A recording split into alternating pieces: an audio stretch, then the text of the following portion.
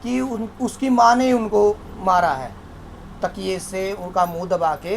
तो तब उन्होंने परिवार में ना भाई सब्जी में जहर दे के उसके बच्चों को और उसके पिताजियों को भी मारने की कोशिश की थी।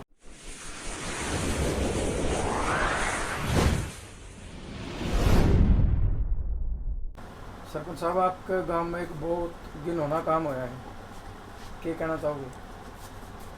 देखो जी, आपने भी पता है कि जो घटना हुई है उसका है ना जितना भी मतलब कि खंडन किया जावे, जिसका है ना मतलब इससे बुरा कुछ हो नहीं सकता। अपने आप में ये तो मानवता पे कलंक है। तो मेरी तो यही आपसे कहना है कि जो भी घटना हुई है उससे मानवता शर्मसार हुई है। आपको संज्ञान में कब आया मामला?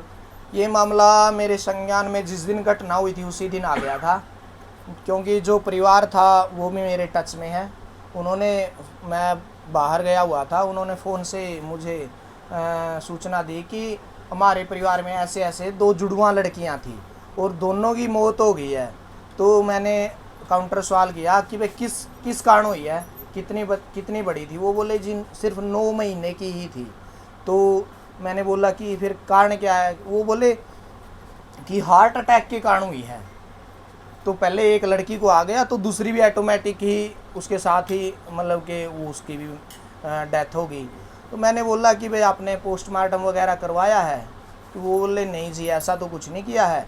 और उन्होंने ये मतलब कि एक नेचुरल घटना मान के, हार्ट अटैक की मान के उनको मतलब सबों को दफना दिया था परिवार वालों की मौजूदगी में। उन कि उसकी जो लड़की के परिवार वाले हैं वो भी आ गए थे और यहाँ का परिवार था वो भी मौजूद था। उन्होंने उनको है ना अपने मतलब बड़े बड़े बुजुर्गों की देखरेख में उनको दफना दिया था। सरपंच साहब, जो ये शीतल उर्फ काली जो दनौदा गांव की बहू है जिसने कारनामा किया है, बताया जाए इसका पहले भी कहीं और पे भी शादी कर रखी थी और इसका नेचर भी कुछ और रहेगा था। पहले भी जहर जरूर दिया गया परिवार को, बता रहे हैं। देखो ऐसा है कि पहले तो जब तक कोई अप्रिय घटना नहीं होती तो उसका बैकग्राउंड आगे नहीं आता, वो छुपा रहता है। जब इस परिवार के साथ भी ये घटना हुई ना, इनको पता चला कि उसकी माँ ने उनको मारा है तकिए से उनका मुंह दबा के। तो तब उन्होंने इसके बैकग्राउंड को उजागर किया है, क्योंकि वो तो इन्होंने भी पता था पहले, जब ये इसकी दूसरी मैरिज थी लेके आए थे तो पहले भी पता था। लेकिन वह समाज में बुराई के डर से है ना अपनी उसकी बैकग्राउंड को कोई नहीं दिखाता है कि वह उसका बैकग्राउंड क्या था। फिर उसके बाद उजागर हुआ कि इनका जो पहली शादी हुई थी उसमें उन्होंने उसके परिवार में ना भाई सब्जी में जहर दे के उसके बच्चों को और उसके पिताजियों को भी मारने की कोशिश की थी। तो घटना मतलब कि इसका बैकग्राउंड था ये इस घटना के बाद ही उजागर हुआ। ये हमें भी इसके बाद में ही पता चला। तो शीतल मानसिक तौर से सही है?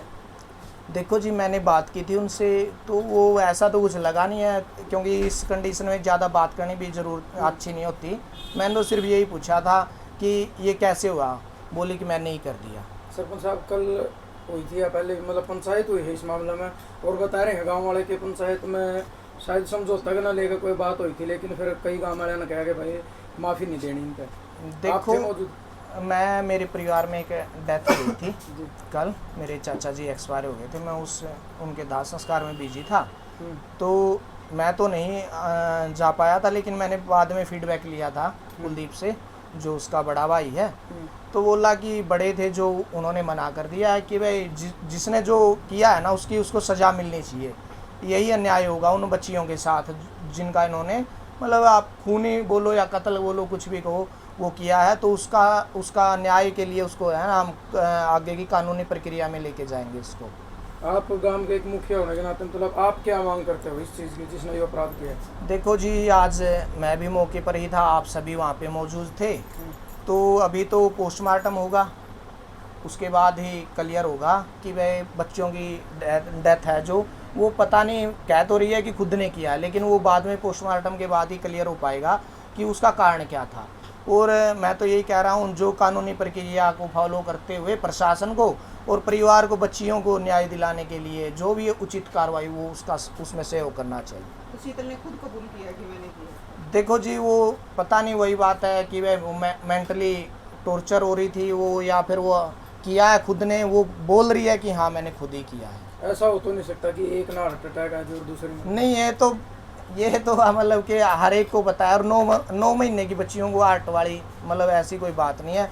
देखो है तो कुछ छिपा हुआ है जो है इसके अंदर, वो बाद में पता चलेगा। आज पोस्टमार्टम होने वाला है, उसकी रिपोर्ट के बाद ही कुछ कह पाएंगे आगे के। आपके गांव का नाम है आज सुर्खियों में सोशल मीडिया पर। नहीं सर, ये सुर्खियाँ नहीं है, ये तो कलंक ही लगा है हमारे गांव पे। फिर भी सुर्खियों में मतलब- तो तब होता कोई हमारा बच्चा कोई मेडल लेके आता नेशनल लेवल पे, गलत या कोई तरीके और से अच्छा सुर्खियों में आ गया नहीं। मतलब ये कलंक ही है, मैं तो यही मानता हूँ। और मतलब जो भी हुआ है बुरा हुआ है जी। ये गांव के नाम पे धब्बा, हमारी तो नगरी है ना, मतलब धर्म नगरी है जी। और हमेशा ही बोले जाते हैं कि ये सबसे शांत गांव है, और इनका मतलब कि इतिहास ही ऐसा है कि हमने कभी भी है ना जो किया है तो अच्छा ही किया है। ये तो वही बात है जी, पता नहीं कहाँ से वही किसी का बुरा आज है, किसी का जाम जे है, तो वो कलंक तो गांव को लेना ही पड़ेगा जो हुआ है। कोई मैसेज देना चाहोगे इस प्रवृत्ति के लोगों में?